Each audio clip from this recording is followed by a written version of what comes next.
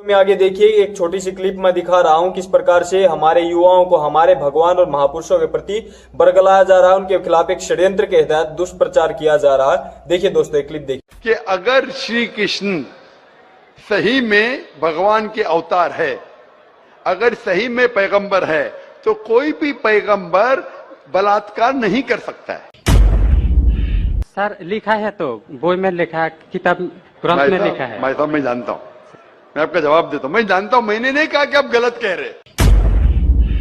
Bible में लिखा है कि लूत अलैहिस्सलाम ने जिना किया अपनी बेटियों के साथ। जो आपके शास्त्र में लिखा है उससे बड़ा गुनाह लिखा है बाइबल में। तो मैं क्या कहता हूं, वो बाइबल में गलत लिखा है।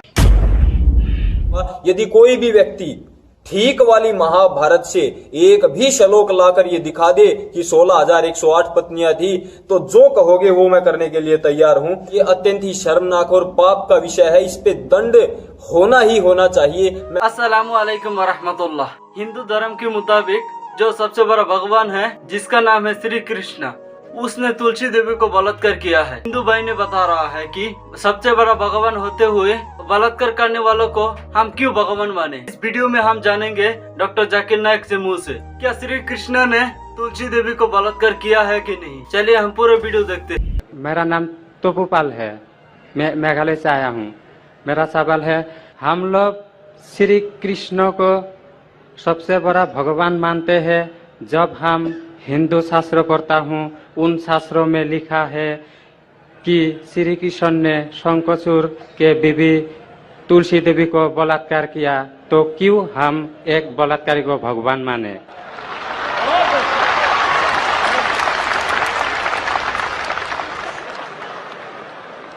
भाई साहब का सवाल है कि हम श्री कृष्ण को भगवान मानते हैं, अगर उसने बलात्कार किया है तो बलात्कारी को भगवान क्यों माने। भाई साहब, जैसे मैंने कहा कि मैं हिंदू धार्मिक किताब पढ़ चुका हूं, वेद पढ़ चुका हूं, महाभारत पढ़ चुका हूं, रामायण पढ़ चुका हूं, और मैं जब पब्लिक में प्रचार करता हूं तो मैं ऐसा प्रचार करता हूं, अच्छी बातें कहता हूं, पढ़ता हूं सब कुछ, यकसानियत की बात करता हूं और कहता हूं, इख्तिलाफ की नहीं करता हूं। आपने जो सवाल पूछे कि क्यों मानते, मैं आपसे पूछूंगा आप क्यों मानते। आप अगर कहते नहीं मानना चाहिए तो आप मत मानो। तो मैं समझता हूं कि अगर श्री कृष्ण सही में भगवान के अवतार है, अगर सही में पैगंबर है, तो कोई भी पैगंबर बलात्कार नहीं कर सकता है। सर लिखा है तो बोई में लिखा है, किताब ग्रंथ में लिखा है। भाई साहब मैं जानता हूं, मैं आपका जवाब देता हूं, मैं जानता हूं, मैंने नहीं कहा कि आप गलत कह रहे। मैं आपको कह रहा हूं ना, मिसाल देता हूं मैं। लूत अलैहिस्सलाम कुरान में लिखा है कि अल्लाह के पैगंबर है, ठीक है, लेकिन श्री कृष्ण अल्लाह के पैगंबर है, कुरान में नहीं लिखा है। लेकिन अल्लाह के रसूल फरमाते हैं कि इस धरती पे 1,24,000 पैगंबर भेजे, नाम से 25 है, उन 25 में से एक का नाम लूत अलैहिस्सलाम है। जब मैं बाइबल पढ़ता हूं, बाइबल में लिखा है कि लूत अलैहिस्सलाम ने जिना किया अपनी बेटियों के साथ। जो आपके शास्त्र में लिखा है उससे बड़ा गुनाह लिखा है बाइबल में। तो मैं क्या कहता हूं, वो बाइबल में गलत लिखा है। लूत अलैहिस्सलाम पे मैं इल्जाम लगा ही नहीं सकता हूं, क्योंकि लूत अलैहिस्सलाम अल्लाह के पैगंबर है। अब समझिए ना। तो मैं कहता हूं कि वो चीज जो बाइबल में है वो मिलावट है। अल्लाह के पैगंबर कभी भी अपनी बेटियों के साथ जिना नहीं कर सकते। तो मैं कहता हूं लूत अलैहिस्सलाम पैगंबर है, लेकिन वो चीज गलत है। जहां तक कि श्री कृष्ण का सवाल है, श्री कृष्ण का नाम कहीं भी कुरान में नहीं आया है, कहीं भी हदीस में नहीं आया है, लेकिन हमारे पैगंबर मोहम्मद सल्लल्लाहु अलैहि वसल्लम आखिरी पैगंबर फरमाते हैं कि दुनिया में 1,24,000 पैगंबर आ चुके। तो कोई मुझसे पूछता है क्या श्री कृष्ण पैगंबर हो सकते, तो मैं कहता हूं मुझे पता नहीं, हो भी सकते नहीं भी हो सकते। मैं ये नहीं कह सकता हूं कि कृष्ण अलैहिस्सलाम, ये नहीं कह सकता क्योंकि मैं जानता नहीं हूं, बराबर ना। लेकिन अगर है भी तो जितने पैगंबर आखिरी पैगंबर मोहम्मद सल्लल्लाहु अलैहि वसल्लम के पहले आए वो सिर्फ उन लोगों के लिए थे और उस वक्त के लिए थे। आज तुम्हें मानना चाहिए आखिरी पैगंबर मोहम्मद सल्लल्लाहु अलैहि वसल्लम। तो इसीलिए इस शास्त्र के बारे में मैं जानता हूं श्री कृष्ण के बारे में, मैं राधा के बारे में भी जानता हूं, श्री कृष्ण की कितनी बीवियां तो भी जानता हूं। श्री कृष्ण की 8 बीवियां थी, बाद में जंग के मैदान में 16,100 बीवियों से शादी किया, कुल मिला के उनके पास थे 16,108 बीवियां। कितनी? 16,108 बीवियां महाभारत में लिखा है, और उन 16,108 में से राधा उनकी बीवी नहीं थी। और आपने जो कहा वो भी सही है। अभी मैं ज्यादा तफसील से बात नहीं करना चाहता हूं, लोग कहेंगे जाकिर तनकीद कर रहा है, तो इसीलिए मैं इस बात को कतई नहीं मानता हूं कि ये भगवान की तरफ से हो सकता है।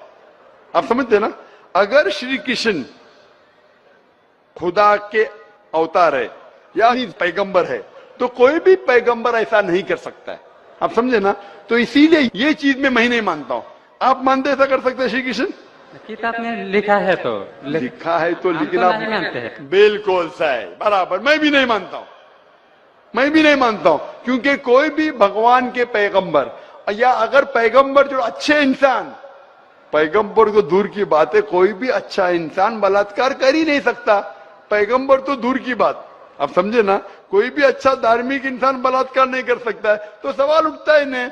इसीलिए मैं लोगों के सामने ये सब पेश नहीं करता हूं, नहीं तो लोग बोलेंगे ये झगड़े लड़ा रहा है। आप समझे ना? मैं झगड़े लड़ाना नहीं चाहता हूं। कुरान में नहीं लिखे क्या, जो चीज यकसा नहीं है वो पेश करके लोग को लेके आओ। कुरान में लिखे जो यकसा है उसके बारे में बात करो, लोगों को करीब लेके आओ। तो मैं आपसे पूछना चाहता हूं कि आप मानते खुदा एक है? पहले और थोड़ा बोलने दो। बोलिए। तो ग्रंथ में ऐसा क्यों लिखा गया है? कुरान में तो टॉप क्लास है, एक भी सवाल ऐसा नहीं है, क्लियर एकदम फर्स्ट क्लास है। क्यों लिखा है बोलता हूं मैं, क्यों? क्योंकि जैसे मैंने पहले कहा कि वक्त के दौरान ये जितने किताबें कुरान के पहले आई वो महदूद थी, एक वक्त के लिए, एक लोगों के लिए। वक्त के दौरान बदलते गई और एडिशन आते गए। जैसा मैंने पहले कहा कि महाभारत असल में जब आप पूछेंगे पंडितों से, महाभारत सबसे पहली बार अर्जुन के ग्रैंडसन ने कहा था। महाभारत उस टाइम 8,000 श्लोक थे। उसने दोस्तों से कहा, बच्चों ने बाप ने बेटे से कहा, फिर वो बाप ने बेटे से कहा, अपने बेटे से कहा, कहने से हो गए 24,000 श्लोक। अभी 8,000 से 24,000, 16,000 तो कोई ना कोई लिखाएगा ना, खुदा ने थोड़ी लिखे, वो तो इंसान ने लिखे। आज के तारीख में 1 लाख श्लोक है, तो ये सब मिलावट है ना, तो ऐसे मिलावट आती गई।